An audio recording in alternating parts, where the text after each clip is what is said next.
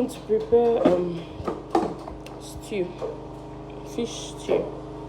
Hey guys, welcome back to another episode of Vlogmas today. So today I won't be doing the regular voiceover. Rather, I'll be telling you guys how I met my husband while we cook this fish stew, this delicious fish stew.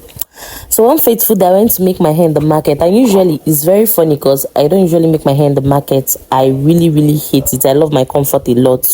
And you know, in market there will usually be like 4 to 3 people trying to draw your hair, yeah, or assist. So I was on my way to go make my hair that fateful day, and I was I passed towards the Zenith Bank. If you live in Enugu, you know the market, Ogbete. And my husband was coming out from the bank, and he was like, the man, I was like, who is this man that wants to jam me? Like, I was like, what's going on? In my head, I was just like, Biko, I beg, they go. And then he stopped. I was coming out from the bank, Zenith Bank, and he now told me that, and then he now said, please, can you hop in? I say, hey, wahala.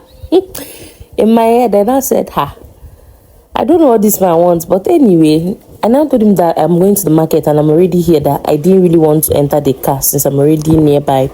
And he was like, no, that I should just come in, that he'll just drop me.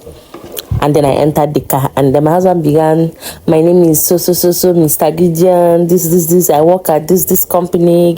He even brought out his complimentary card and gave me. I was like, hey, they play, oh. And I said, you can call me if you want. In my head, I said, is this one a pickup line or what? Like, how do you give me your complimentary card so that I'll call you? What would I call you and tell you?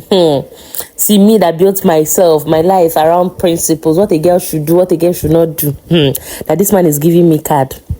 So along the line, he kept asking me, at that point I was in 200 level in the university. So he was asking me, what's your course, this and that and all that. And then he told me that he wants to be more than friends with me on the first of meeting me. That something in his mind just told me to stop.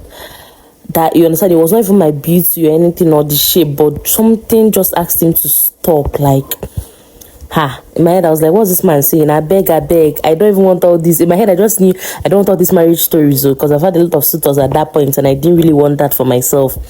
And the man went on that he wants to be more than friends with me. That even if he wants to come to the house to see my people, like he wants to come to the house and see me, like can he come to my house and visit me? I'm like, sure. I just give him to the address of my parents' place, because for me, I'm close to my mom. My mom is a very strict disciplinarian, but of course, I would always tell her I'm this kind of plain person. So I told her, Mom, I have a friend that's coming to visit, and she was like, no problem and all that. And then my husband came home to the house, like play. And I was like, oh, this is the first time a girl is actually inviting me to her parents' house. Most times they will suggest that we'll meet out at an eatery and whatever. I'm like, you requested to come to my house, and I'm like, okay, sure, you can come to my house. It's even easier for me and less stressful for me to start dressing up, coming out to meet you and all that. So that was it too. Oga came to my house and fell deep in love, and we got engaged. It was not even up to 3 months after meeting. Oga popped the question, and here we are. So don't forget to like, subscribe, and all that good stuff, and I'll see you in my next video. Bye.